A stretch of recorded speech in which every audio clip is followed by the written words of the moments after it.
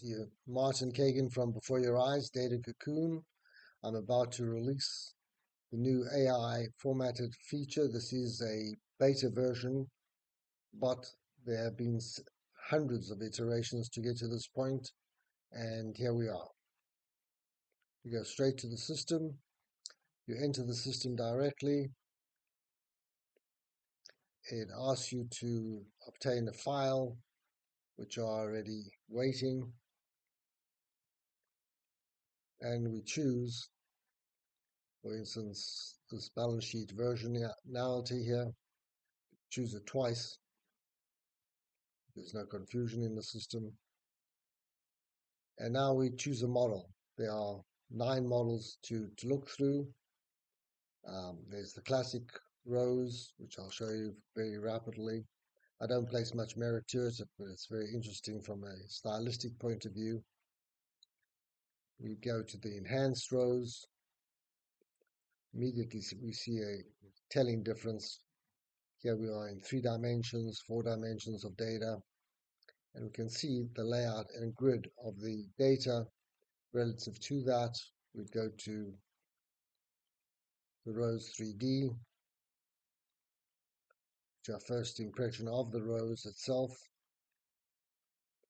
And as you can see, everything is demarcated and indexed, and we have hovering labels that are quite compelling. And as you can see on the right-hand side, right over here, we have a 2-dimensional flow of the data so that we can see how the data is performing. We can go to a slightly more advanced version of that. And this is a different format of the rows one more time. But here, all the things are identical to what you just seen before. The data is consistent. The layouts are different, so the models are slightly different, but the data is the same.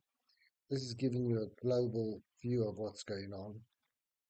This one is virtually the same as that, except the index structure is slightly off, and we get a better impression that way. So we've looked at the basic models. But what I want to do at this point in time is quickly prove the fact that we're looking at something that is substantiated. And automatically we go to the audit functionality.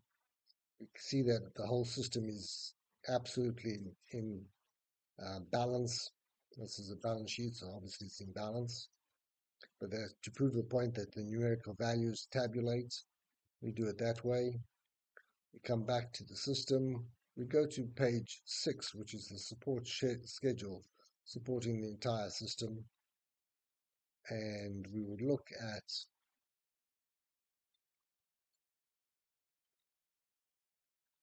and as we can see on page 6, we have the complete schedules of the system itself.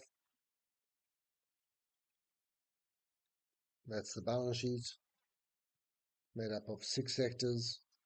And behind the schedule is a secondary schedule, which is the posting schedule for the mapping, where the data has been normalized in some cases when we're looking for a normalization of data. To get back to the system, simply press page 6 again, select the model that we're looking at. There it is for us to see. And now we can actually do some interesting stuff.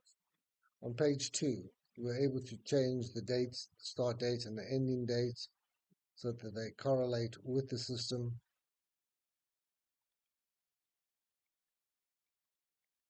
Here we have a single plane.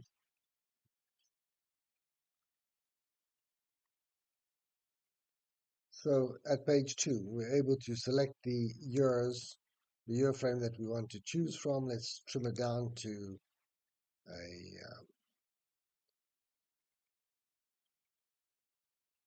20-odd year period. Apply the range, and the model changes in its sizing relative to the number of years that we're looking at, so we get a better reflection of what we're trying to do and see it from there. We can go full span and get the impression of what that is. And of course, we're able to, from that point of view, come back into the system, switch models again, and have a view of that data from a different perspective.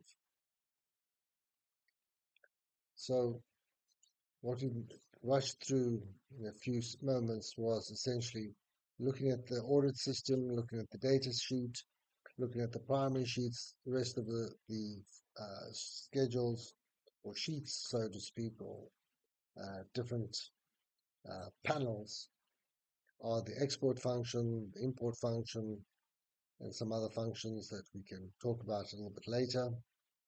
But what we should do now is look at a different set of data, how we come to that set of data.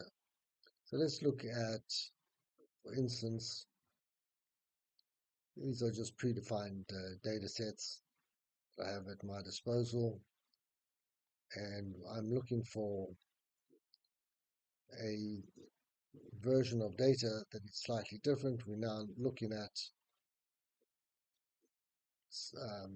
interview data, positives and negatives as the result of the recalibration of the number scale 1 through 5 into a scale -2 to +2. So this type of data is fairly common. Either KPI evaluation, or when one has a survey analysis and one wants to review that survey, one might want to see its structure in terms of what's out of standard deviation and within standard deviation. You can see the negatives, you can see the positives, and this can be seen clearly if we go to this model over here, which we've been looking at previously, and there's the same data, and positives and negatives are indicated obviously outwardly and inwardly. But here's something fairly interesting. That's why I brought us to this point. We switch into this model here, and what we have here is a single slice. And this amounts to effectively a fingerprint of the data for either survey analysis or KPI. And if we go back to that page 2 and we play it, in other words, we play in time, you'll see that it's altering because it's altering each platter by either the candidate or by the year or within the KPI structure or the survey data. The implicit within this function is an important factor. The inner ring here is 0.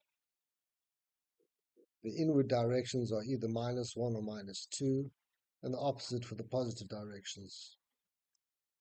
You'll see a clean figure of +2. That's 2 over standard deviation. Here's -1.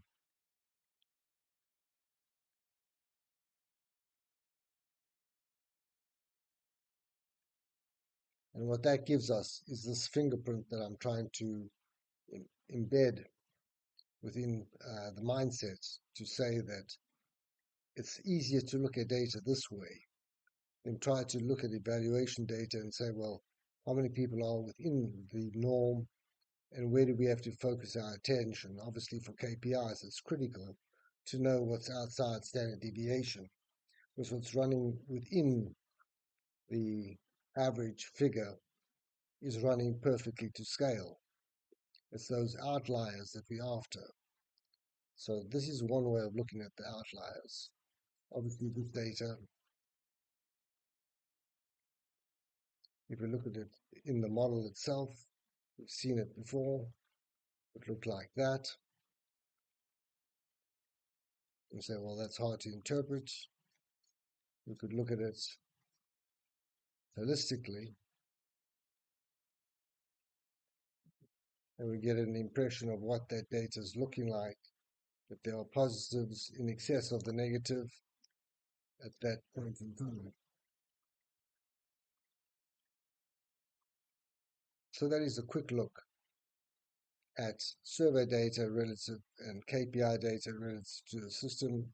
You can see the relative so-called impedance of the data here on the right-hand side at the inspector column. And each one of these as you can see, has got positives, negatives, and that's giving us a visual fingerprint per line item. But nothing beats having to see this, in my opinion, than getting that fingerprint going. So let's look for a moment at something more complex or composite than that and choose another set of data. And this time, let's look at the largest set that we have available, which is the US government data. And this is a highly complex set of data.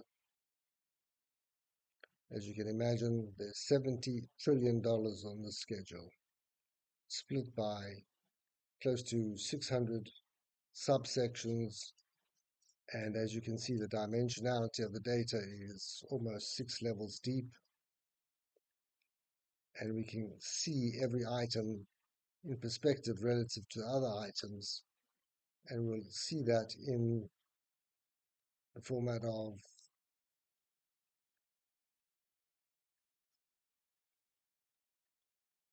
the rows, where we can actually see the data and the outliers very clearly. So this being a beta version, I'm happy to say that it's stable, good enough to certainly to present, gives you an idea of what is coming forward. There's much still to accomplish, but thank you for your time, and I hope that this has been a fair explanation of what we've been doing lately.